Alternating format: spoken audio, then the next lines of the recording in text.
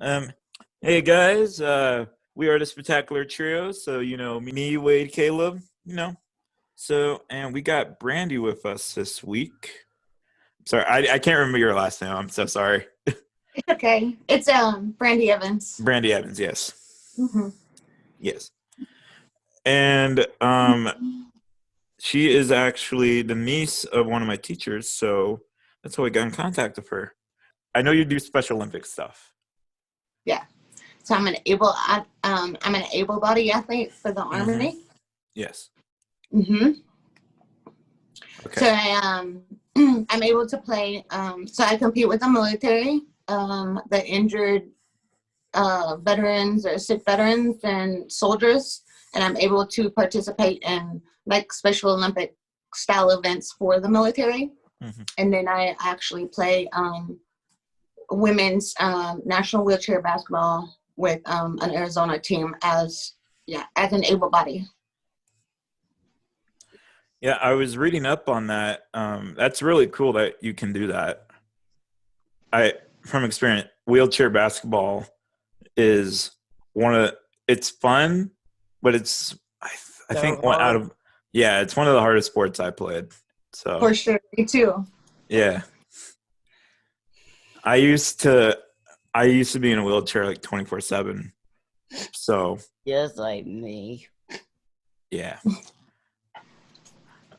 so I used to play a lot of wheelchair basketball as well. So Because I used to play able body, like I used to play in high school, and yeah. so before my injury, and I could still play a little bit standing, but it's a lot harder with my injury. So Mhm. I was like, how hard can it be?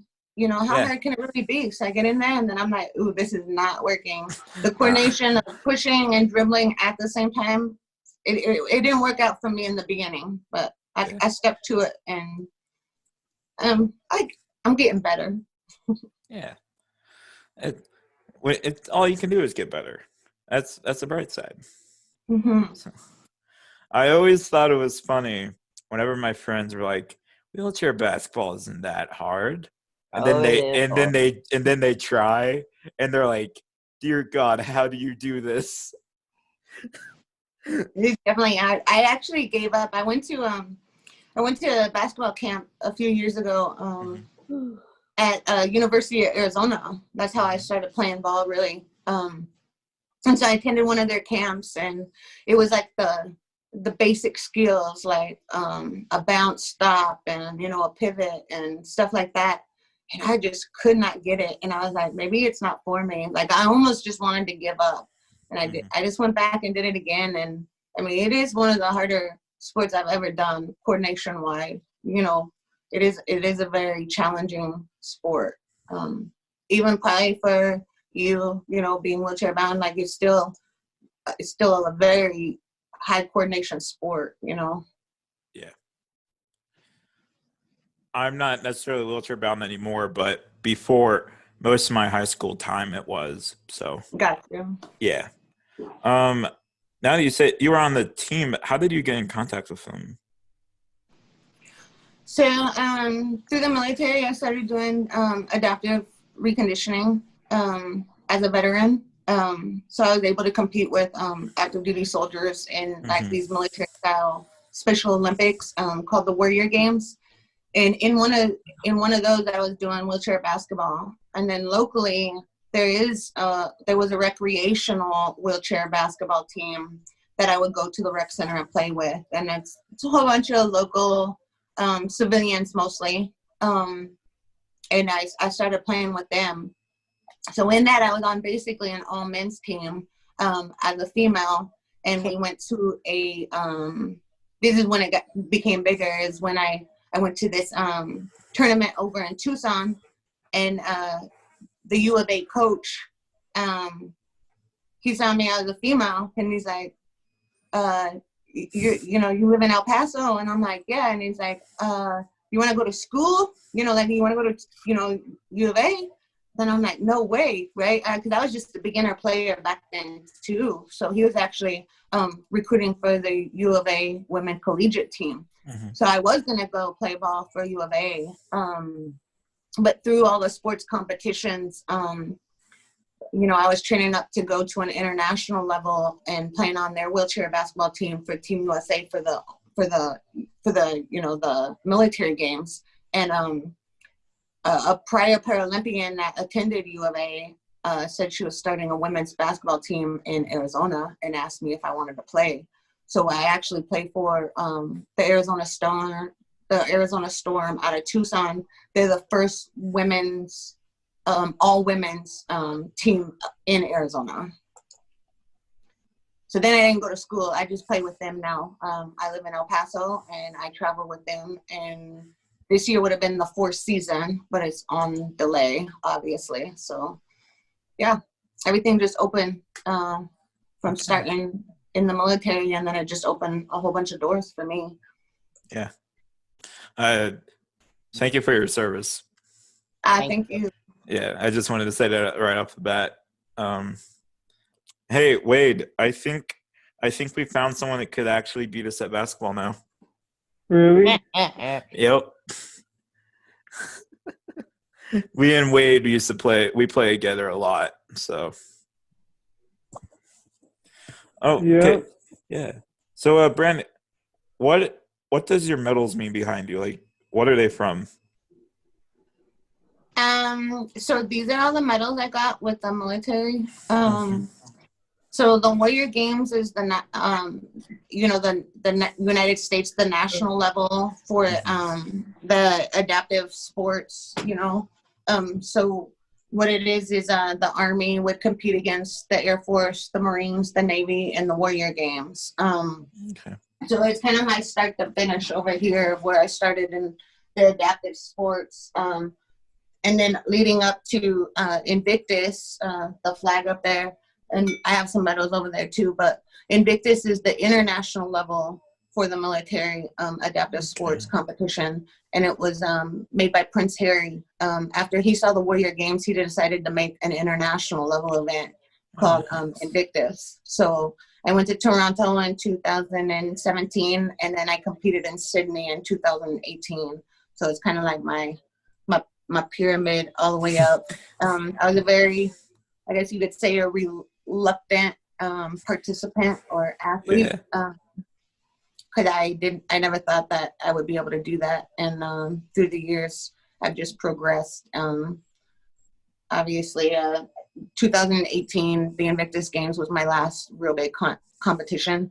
So I just do some local events. Sometimes I actually mentor the Army athletes training up for the Warrior Games, or to go to the Army trials to be picked for Team Army to compete. So I work here with wounded, ill, and sick service members and some local veterans, cycling, wheelchair racing, shot put and discus, wheelchair basketball, wherever I can help and accommodate them to reach their goals. That's really cool. Yeah, you logged on, and I'm like, wow, that is a big wall. You weren't kidding when you said medals. I used to be so small in my little world because I didn't think I had a lot of, I had a car accident, and I ended up with some physical injuries, and still as an there's a lot of, I can't run very well. I never wanted to bike because I didn't think, like my knee would hurt or my hip or something. And I just never really did anything. And then finding the adaptive sports, I mean, for sure, after my car accident, I could have used the adaptive, rehabilitation. Because it really does get you down, not being able to do anything that you used to do or things you enjoy. So, I mean, the adaptive reconditioning or rehabilitation world, it's made me see, that everybody can do something, despite their injury or their illness. They, that's what that community is for, is to be able to still be able to do things that you would love, and enjoy. Yep. Yes. That is actually one of the main reasons why we do this podcast, is we want to interview people that have gone through stuff like you have. Yep. So, I mean, I have so many people that inspire me, that keep me pushing. I work with a lot of amputees, spinal cord injuries, and they're kind of really my drive to keep going. They keep me motivated and inspired on the days when I just don't want to, get off the couch and do something. I just think of them, and it keeps us going. So I don't even know what to say after that. That was great.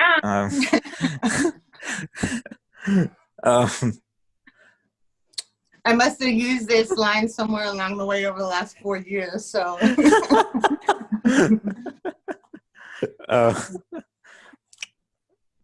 what is your favorite sport out of all of those that you have done? Well, I used to love wheelchair racing. I do wheelchair racing. It was probably the hardest thing, one of the other harder things that I learned to do. I didn't even know what it was the first time I ever got in the chair, and I learned off of YouTube, So I was doing really well at that, and I kind of put, I'm an upright cyclist too. So I put the cycling, on, kind of put that off because I thought I would be better in wheelchair racing. But as I progressed, I really became road bike is my I guess my forte right now. I took 2 golds in Sydney in the criterium and the road race when I competed at Invictus, and I'm still trying to see if I can qualify for Paralympic cycling, and that's kind of on hold too, just like everything else for COVID. But I try to find a bike race or a bike venue or something, a challenge, if it's virtual or something local. I'll just try to find whatever I can to keep me going. Kind of need those little stepping blocks to keep going, because if I don't have something to look forward to, I kind of slack, So right now I'd have to say cycling is my probably number 1 sport for sure. Okay. That's really cool. I've tried to do keep it at a solid pace when in wheelchair. It's all right, but that's really cool. I've read some of the stuff that you've done. I'm like, oh my gosh. I was reading up on it because Kat was sending me some info. I was like, dang. I'm very impressed. Thank you. Yeah. I mean, it's something I enjoy doing. I can't compete anymore really with the military. They have little rules like 2 years or, certain criteria.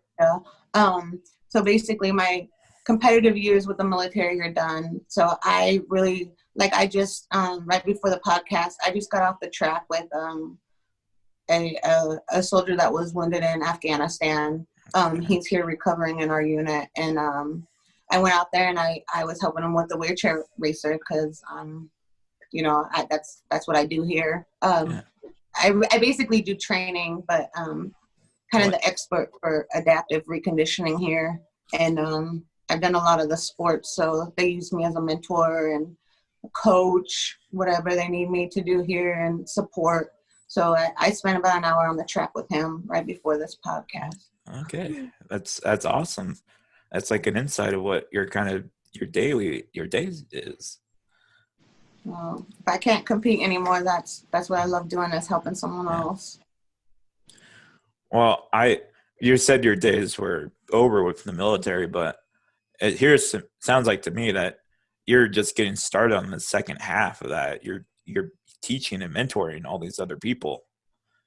You'll be able to help the ones that think that this is the end. That's what I'm getting from that. But I've done the 2 years for the Army as a mentor. This will be my 3rd year when they come back. And then I'm trying to I'm volunteering with the Invictus Games Foundation based out of the UK, because they're the ones, that foundation is the one that hosts our international level. So I'm trying to get in there and do some Invictus volunteer work and try to recruit wounded, ill, and sick service members across the U.S. To get them into either that program or in touch with somebody and kind of be a support system, a networker for them, Okay. Yeah. That sounds really cool. And we're all just sitting here. You're just doing all that. I are gonna be way cooler than me, you know? I was like, I don't know, they probably do a whole bunch more stuff than I do. No, not at all. Your day sounds way better than mine, Yes, it does. especially. Hey, do you just want to edit all my videos tomorrow, please? Do you want to switch? Oh man, she said no. You got rejected. I don't know what I'm doing. I want to know what I was doing. Neither do I. Come on, Nolan. Don't be lazy. Fine. All right, I feel like I've been talking this entire time, so I'm gonna throw it on one of those guys now. Good look. Cool. Caleb, let's go. Okay. How long do you plan on doing this? As long as my body allows me to, you know. Yes. Yeah, I try to stay fit as much as I can. You know, I'm in my lower middle age time right now, so but I'm gonna help everybody until I can't do it anymore. I'm gonna keep giving up. My dad used to be in the army. Say again. My dad used to be in the army. He got out a long time ago. Yeah, he was a paramedic. He was a medic. Yeah, he was a He was a paramedic. medic. Yeah. He saved 2 guys from being struck by lightning. I'm so sorry. It's okay. I still see him. That's good. Yes, it is. You got anything, Wade? What are all the sports that you've tried? Say again, Will. I'm sorry. What are all the sports that you've tried, and have you tried any like winter sports or? No. I do have a friend that is over there in Utah, and he's a ski instructor. You know, he does. He's trying to be a Paralympic, you know, skier. So he does an adaptive program over there, but I haven't made it over there yet. For adaptive skiing, it would be awesome to try one day. That's cool. I see you're a Broncos fan. Yep. And the Nuggets. Ah, that's nice. Jokic is my favorite player. Oh, yeah? That's awesome. All right, okay. It's random question time now. All right. Should I If be you could- nervous? What? Should I be nervous? I didn't Maybe. practice any random questions. Nah. We throw this on everyone we interview. Yeah, we do. All right. If you Question could go back in time and do anything you want, like literally anything, and it has no effect on the future or past. or present. Yep.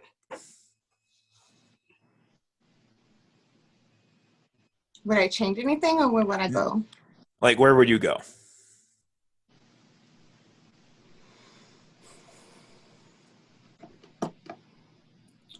I think I would want to go back. I don't really have any regrets because everything that happens in life takes you exactly where you are today. And I am in a great spot. So, but if I could go back to one place, it's going to be Invictus, Sydney 2018, when I did a 1500 meter race with my she lives over the pond, my sister from the UK. We were able to do something amazing in adaptive sports, and it's kind of like one of the most remembered moments in Invictus history to date. So I would do it all over again just so I could share that moment and probably hug her again on that track. That's awesome. Yes, it is. Yeah. What do you like? What do you like to do, like hobby wise? I don't know. I have a lot of stuff I like to do. I mean, definitely any kind of sport that I can get my hands on. I like to road bike. I like to mountain bike, even though I'm not that great at it because it's a different kind of endurance for me. But I seem to be leaning towards mountain bike lately. I don't know why, because I want to be cool. My husband does a lot of mountain biking, so I like to go with him. And then I just like to get faster, even though I'm scared. I always wanted to play the guitar, and I still don't know how to learn. I still don't play the guitar, but that's something I always wanted to do. I love music, basically any kind of music. Kind of, my hobbies are kind of dampered in ways because the whole COVID situation, no live bands or anything. I have a pretty big family. I like my family. I love my friends. I like to cook if people like to eat veggies, but sometimes it's just a plain meal. I like camping, you know. I like a lot of stuff. So. Yeah. So that sounds very fun. Yeah, COVID kind of put a stop to basically everything. So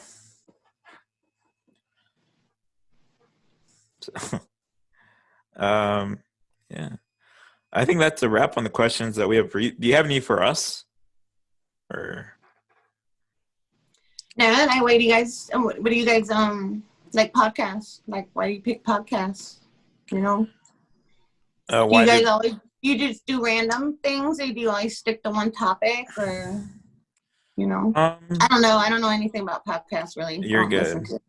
We just interview people.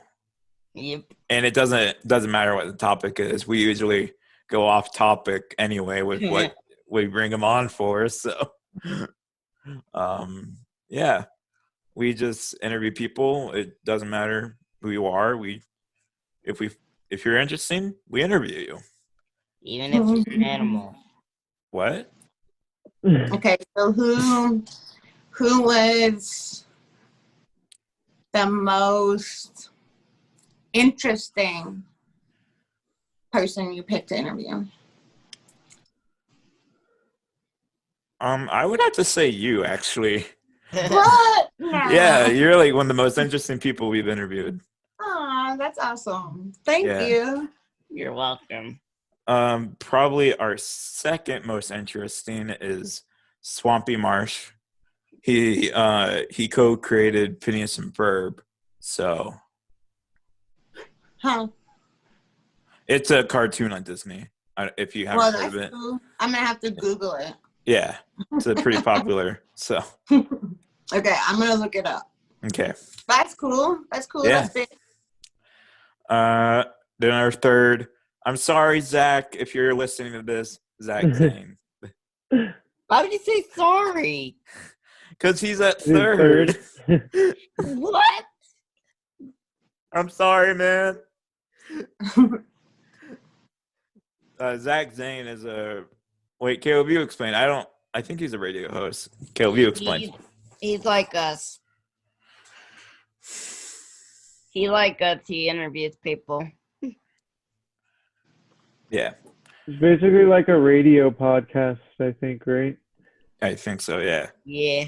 But it's on video still. Yeah. The Zach Zane Show. Yeah. So we've interviewed some interesting people. So that's cool. Yeah. Then we've interviewed. I'll be like the most interesting until Caleb's able to get Gabriel Douglas on there, huh? Yeah. Douglas. I'm gonna work on that. I'm gonna work on that for him. Yay! Oh no! I don't know. You never know. I know a few Pelicans, but they can get me in touch with her or something. I don't know. I'll try. Yay! Thank you for that. If you can, let us know. Thank you. Yeah. Do you have any more questions for us, or? Besides podcasts, what do you guys do? Life? That's good. That's good. Do you play any sports? Do you play any adaptive sports? I retired. You did? Yeah, I retired from my sport, What was that, Caleb? baseball. Okay. I played baseball, basketball. I swimmed a little bit. Actually, I still swim, but But everyone. I don't really do races, or I didn't really do it in the past, or Yeah. I did them in the past, but I don't do them anymore. But I raced for a group in Maryland called ASA, Athletes Serving Athletes. Have you heard of them? No, I don't think Okay, so. okay. Yeah, they're a good group. So I raced with them a little bit. Then I did the unified sports for high school. Actually, that's what me and Wade did. So, yeah. I don't really do much any sports anymore because of COVID. And also I've graduated. So, Same. Yeah. yeah. Then I usually just hang out at home, play video games. I stream. So I stream Go to video doctor's games. So, appointment, yeah. Go to doctors. Yeah. Go to a lot of doctor appointments. therapy. That's the same thing, Caleb. No, it ain't. Yes, it is. What's your favorite video game? Probably Duty. Minecraft. Ah. Minecraft is one of my favorite. Yeah. I have a lot of Minecrafters in my household too. Minecraft is very fun. I don't know if that is the term, Minecrafters. Yes, that is a good term of us. Okay, good. Yeah, that's what I do. So That's good. Good stuff. Wade, what do you do? I speed cube, I juggle, I just watch YouTube, work at Walmart. That's good. I like to shoot hoops whenever I have the chance. Me and Nolan have to play again soon, right, Nolan? Yeah, we do. Hopefully when we can actually see each other and the weather is actually decent, we can go shoot hoops. When the weather's decent. Yeah. We used 'cause to it's the winter. Yeah, there's a park between me and Wade's house, and we would always meet up and shoot hoops there. So, yeah, it's very fun. All right. Will said he juggles, right? Did Yeah. you say juggles?